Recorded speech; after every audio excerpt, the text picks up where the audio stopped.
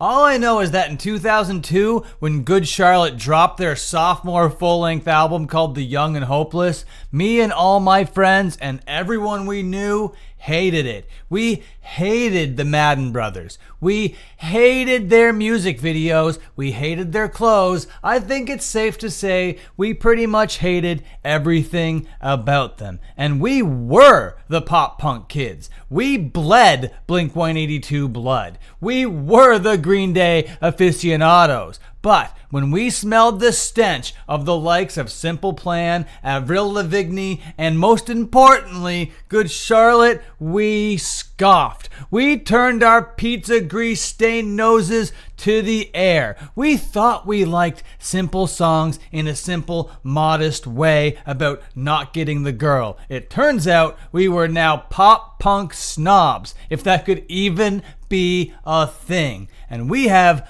Good Charlotte to thank for that. And it's been over 2 decades, so I think it's time we go back to see if Good Charlotte really were as fake, inauthentic, and as corny as I remember. Hey, I'm Dan Frampton, and I just listened to The Young and Hopeless from front to back for the first time, I think, ever. I don't think I ever did that back in the day because of how much we hated these guys, and it's safe to say that I have a lot to say about this record. But before I say any of that stuff, how about you stick the thumb in and press subscribe? I would really appreciate it. It helps the channel out a whole lot. And I just dropped a members-only exclusive episode of Pit Pros on the channel, so if you go down there and hit that join button, you can watch that video today. Okay, on with the video.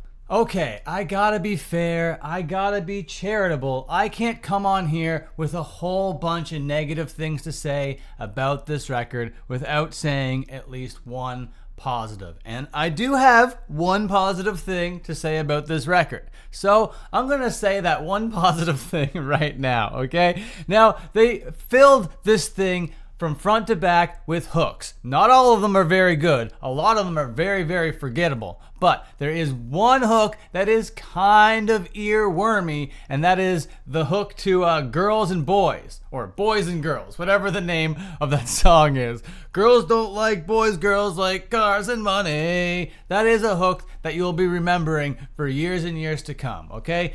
And they have other hooks on here, like the title track, Hopeless and Young or whatever, Young and Hopeless. Totally forgettable. Who cares about that? I didn't even remember that song was even on this record, and it's called the same thing. And of course you got songs like Anthem, which are just like, hey guys, we're weird, we're losers, we're outcasts just like you. Look at our weird clothes and our eyeliner. Aren't we weird and quirky? Don't you think that we're weird and quirky losers? We should be the leaders of the weird, quirky losers. Let us lead the weird, quirky loser revolution. This is the anthem for all of the losers. Throw all your hands up. It's so corny, it's so forced. Nobody wanted pop punk saviors, but here they were, the Madden Brothers coming in. We're here to save the day, everybody. I know that you guys already have Green Day. You guys already have Blink-182 and The Offspring and all sorts of pop punk legends, but here we are to be the other pop punk band to be on your Mount Rushmore of pop punk bands. And we, as the pop punk kids, we wanted nothing to do with it. It felt forced. It felt fake. It felt uninspired, tired, and boring, okay? None of the stuff that was coming off of this record was anything interesting, was anything exciting. Nothing that these guys were doing were really cranking our gears, okay? If they were doing anything to the gears, it was certainly grinding them. This record is just flavorless, boring song after flavorless, boring song where they're just pandering to what they think the audience might be, okay? This just seems like a bunch of rich kids going like, okay, what do kids like? Okay, what are the kids listening to right now? How should we be saying this thing? What should we be doing? Should we be getting on TRL? Yeah, we should be getting on TRL. Let's try to do that whole thing. Should we do a like a clothing label? Yeah, certainly we should do that. Yeah. Let's be the punk rock rebels in one hand and the capitalistic enterprisers in the other hand. It made no sense from a marketing perspective that even children could pick up on it. Now, I said the Madden brothers, and yes, the two of these guys are brothers in here. They got one Madden and then the other Madden, okay? Who cares about their name? Benji and Joseph? Benji and Joel. I wasn't far off, okay? And if AI was a thing back when this record came out, I would say that they just typed in, write me an emo pop punk album with a lot of angst about being poor and being like alone and stuff. And that's how like basic these lyrics are. It doesn't seem like they're coming from somebody that actually experienced the things that they're saying here. Now, there are some moments on this record where they're like, hey, I didn't really know my dad, and all that sort of stuff, where you're like, okay, you're trying to give me some personality right here, but it's so flavorless that I cannot feel the emotion that you're trying to convey over here. And then there's this acoustic cut called Emotionless, which I know they're trying to do like an emo type thing, but it mostly comes across like Trapped Unplugged. Like this forced aesthetic, this fake edginess. There's not a single good song or a single redeeming quality that I could find on here other than that one boys and girls hook is kind of okay, I guess. The record clocks in at just over 45 minutes, and I'm here to tell you that is 45 minutes too much. If I didn't get content out of it, it would have been a complete waste of time.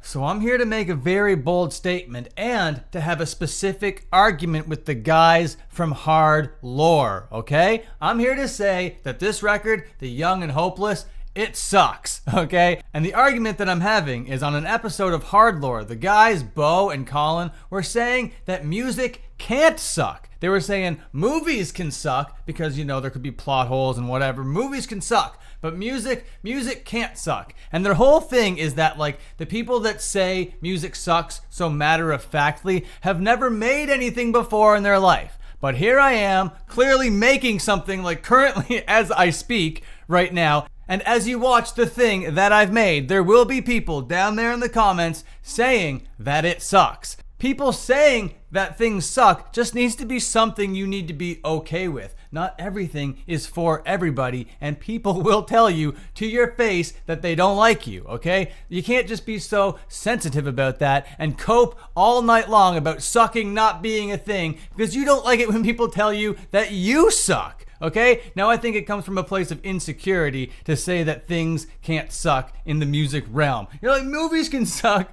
but music can't suck. Do you understand how there's like a fallacy in that argument?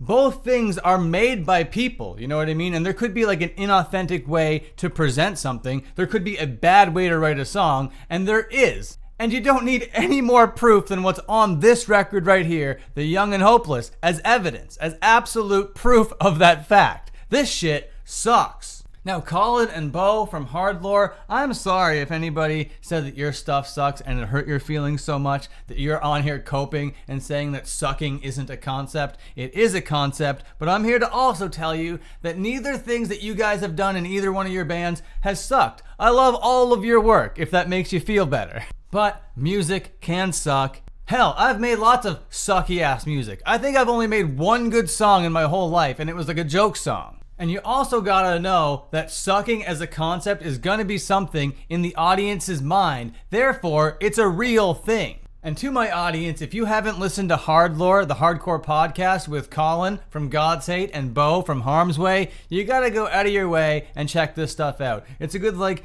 insider look at the hardcore world from two guys that are like right at the tippy top of it. So until my next upload, you can watch another upload. I'm gonna get out of here right now. All right, see you later.